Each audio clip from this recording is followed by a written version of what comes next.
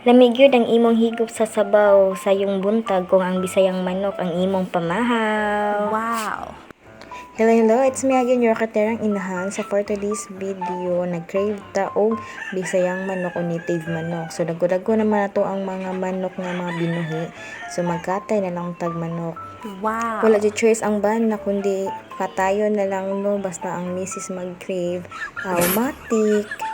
Mao dyan naka-advantage no kung naata sa kanang bukid gali makapuyo kay bisag unsa makapamuhita. So kung Wow. ani gani mga native chicken so mga bisayang manok kung palito ni nato sa merkado hastag yung mahala.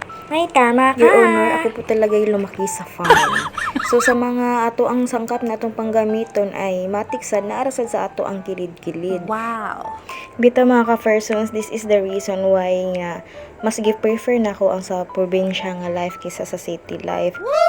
Sana Mas gipili na ko ang kanang naalang sa balay para mag-atiman sa mga bata kaysa sa kan magtrabaho. So lahi-lahi man sa tang mga choices, pero bisan na ako sa balay, naga-income gihapon ko. Wow. So dili ko nagsalig lang gihapon sa akong bana. So income ko sa akong kagalingon nga maka-income ko o makatabang ko sa akong bana sa mga gastusin. So pagkahuman din natong limpyo sa ato ang manok no gitadtad na nidaan sa akong bana. So ako na lang siyang gi-marinate og suka ug asin. So imikos-mikos lang nato dayon ni siya. So nagpainit na sad ko dira og mantika kay para ato anang igisang ato ang luya og sibuya. So para dagdag aroma o humot sa ato ang kanang tinolang manok. Wow! Dayon pagkahuman nato gisa, bibutang na nato ang ato ang bisayang manok o native chicken. So ato ala siyang takluban. Unya pagkakulo na galian na ato na nang gibutangan og tubig ug ato ang sabaw. So kanang sabaw nga sakto lang siya nga dili sa daghan para dili sad mawala ang lasa ug kalami sa atong bisayang manok.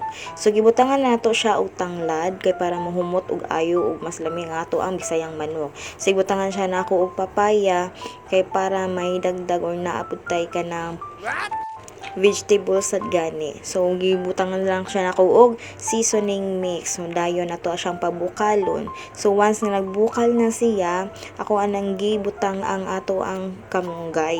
So malunggay ako sa butangan siya dahon sa sili o ang sibuyas na dahonan. So dagdag lasa sa siya. Unya na sa tay vegetables para goods for our children. So dili lang para sa bata, para sad sa ato. So once Wow. bukal na gali siya, luto naman sad ning ato ang bisayang manok kay batan-on naman sad ni.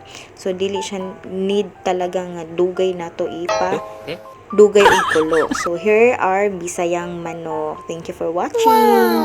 Happy tummy everyone.